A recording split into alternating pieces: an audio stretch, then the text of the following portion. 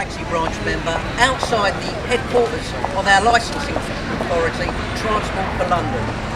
This office and the people behind the glass here are responsible for operating the taxi and private hire office at the Leicester building, who in fact license us and the vehicles that we drive. London Taxi Service has been going for 300 years, started by Oliver Cromwell. The reason he started was, back in those days, people were getting mugged, beaten up, the drivers were, well, all sort of vagrant, the various characters, shall we say. So it was decided that the driver would need to be licensed, and indeed the vehicle that the driver uses for public transportation would also be licensed. So then you had the Hackney Carriage Act. Now that system's been going on and was enforced by the Metropolitan Police. That system's been going for 300 years. As a result of that, which basically enforces the laws upon self-employed individuals, but brings them under the banner of the licensing regime, and those laws that govern us are very strictly enforced. And it is because of that the laws and the enforcement of those laws has attributed to the success of the 300-year taxi service.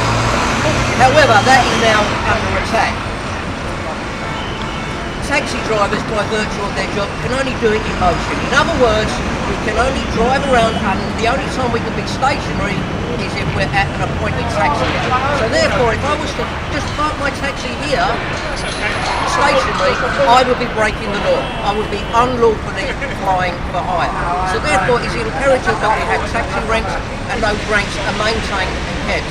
One of the problems we've got today is that Transport for London don't want to take responsibility for the taxi ranks, and nor do the local boroughs. They want that, and so being flip-flop between them. Therefore, when taxi ranks are not being enforced, so cars, whoever are parking on these ranks, we cannot sit on them. As a result of that, we're now being forced to drive around, and through that we are being blamed 2% of London traffic use, which is what the London taxi cab trade is.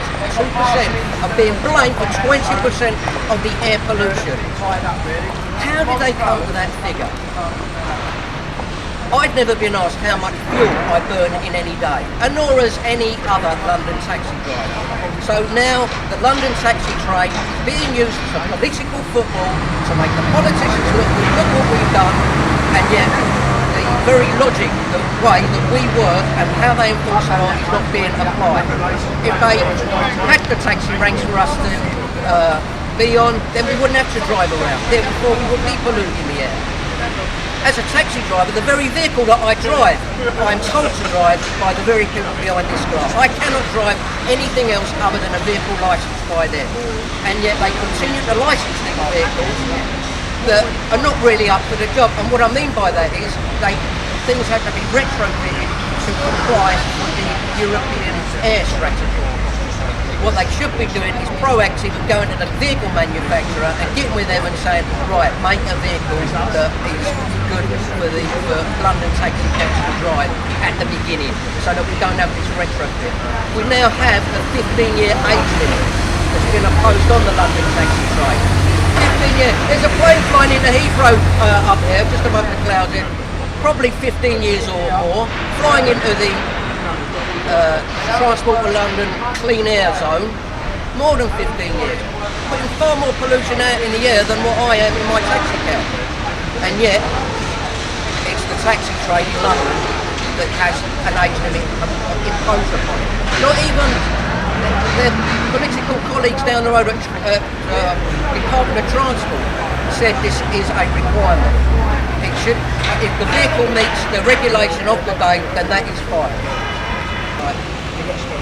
A demonstration here outside Transport for London is taking the fight to the very cause of our problems, i.e. the licensing regime and Peter Hendy.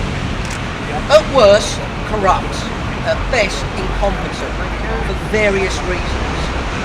However, this is part and the beginning of a much bigger get-together with colleagues under an umbrella group called the UCG, the United Cabbies Group. These are cab drivers from all different organisations that are united and coming together, organised by the UCG, and we are showing, after us our demo here today, we are going to join our colleagues down there to give support to their demonstration down there and really bring home the fact that through organisation we are united. We really want to emphasise the united aspect of what we're doing here today.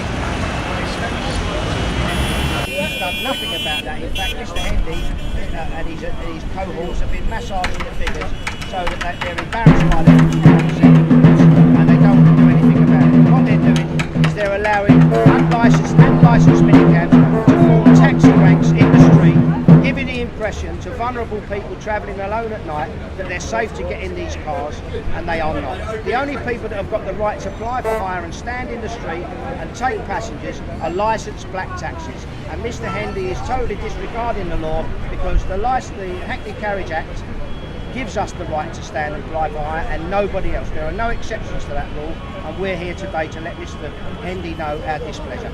Are you going along to the protests at Trafalgar Square as well? Yes, we are. We're certainly going to the massive drive-in today in Trafalgar Square, which is a gathering of all members of all different trade representatives and trade unionists from the cab trade to again enforce our displeasure at what's going on in London at the moment, and to try and make Mr. Hendy and the police and everybody involved enforce the law. I must make it clear that this demo has been pulled by United Cabbies Group.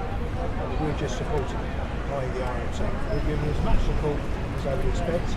We support every move they make. And I think my colleagues have just said that Pete Hendy is listening, but he's doing nothing whatsoever. Nothing at all. We've seen a statement from Transport for London about this protest. Do you say that you're just a support for people who aren't representing most of the cab drivers in London? What would you say in response to that? That's what Mr. Hendy would like to think, but what Mr. Hendy thrives on is putting out a little message here and a little message there. But our aim today, by joining in and supporting the United Cabbies Group, is to bring all cab drivers, doesn't matter what organisation you belong to, together to fight this collectively and make sure that we defeat their lack of effort. Amazing, thank you so much. Are you a representative from the union? I'm a committee member of the, so is George Weiss. We're both committee members of the RMT London Licensed Taxi Branch. Great, thank you so much. Thanks for your time. Thank you.